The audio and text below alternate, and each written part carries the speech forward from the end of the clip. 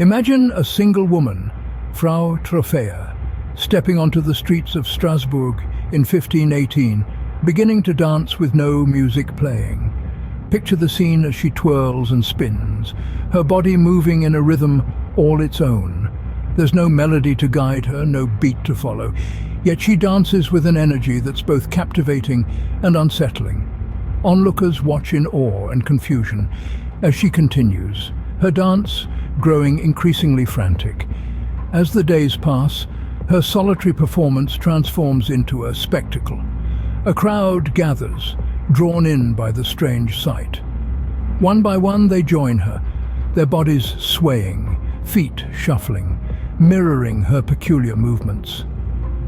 The city's cobblestone streets become an impromptu dance floor, filled with people moving to a tune only they can hear.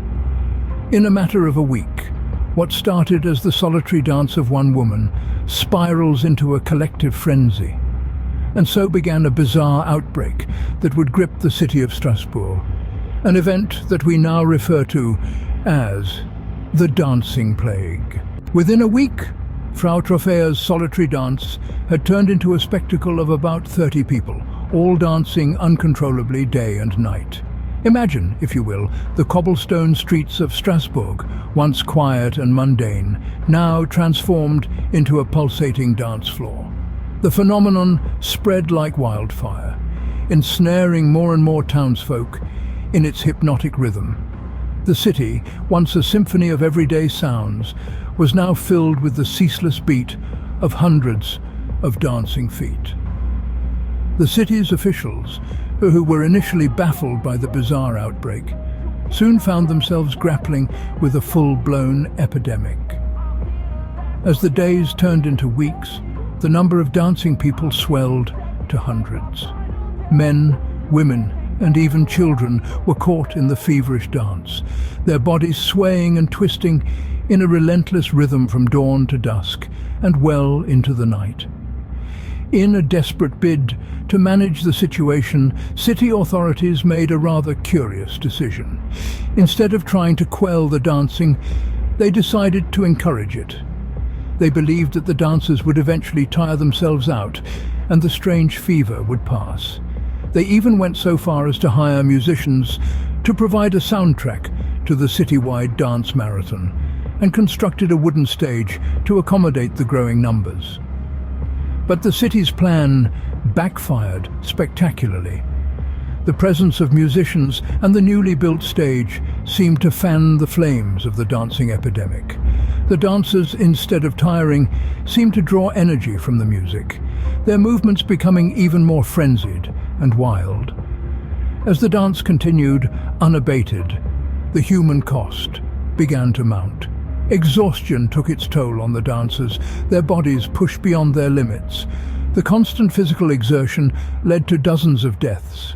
People began to collapse on the dance floor, succumbing to exhaustion, heart attacks, and strokes. But instead of slowing down, the dancing only intensified, leading to dozens of deaths from exhaustion, heart attacks, and strokes. As the city of Strasbourg danced on the brink of chaos, the question on everyone's lips was, when would the music stop? What could possibly cause such an inexplicable event? Historians and scientists have proposed several theories. First up, we have the theory of mass hysteria, also known as collective obsessional behavior.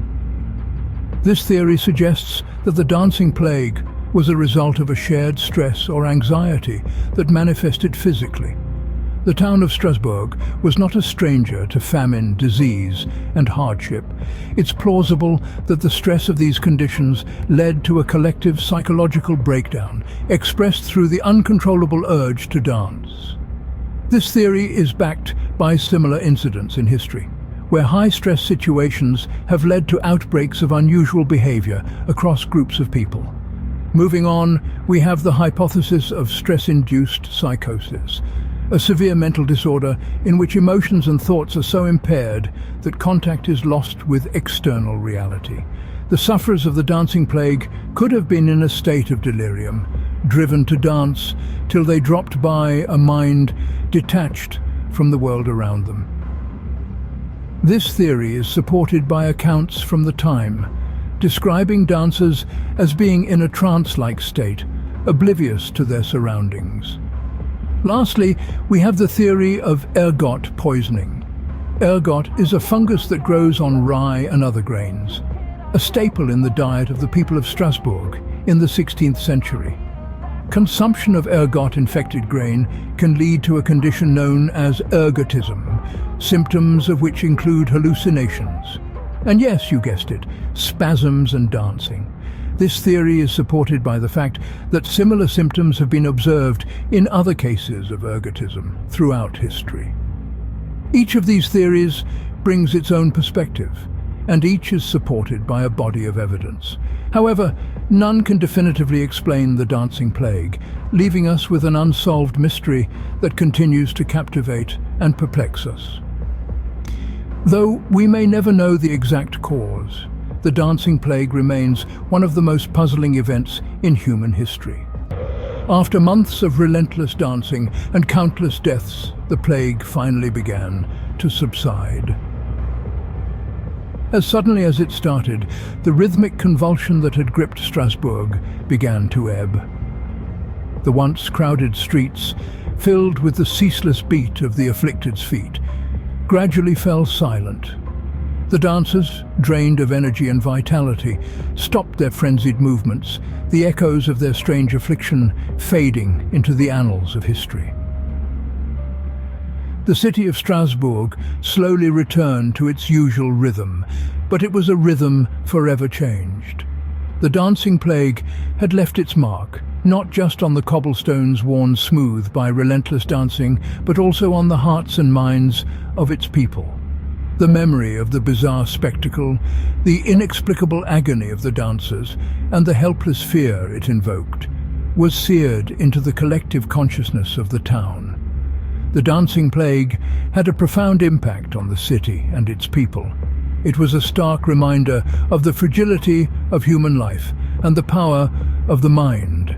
It challenged the very understanding of the world, shaking the foundations of medical and religious belief systems. The plague served as a catalyst for a new wave of thought, provoking questions that were as unsettling as they were intriguing. In the aftermath, life in Strasbourg moved on. The city healed, its people resilient in the face of adversity. But the story of the dancing plague was not forgotten. It was passed down through generations, a haunting tale of a time when dance became a death sentence. Today, the dancing plague of 1518 remains one of history's most perplexing mysteries.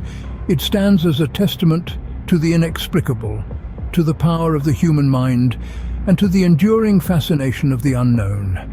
It is a stark reminder of our vulnerability, of the thin line that separates normalcy from chaos, life from death.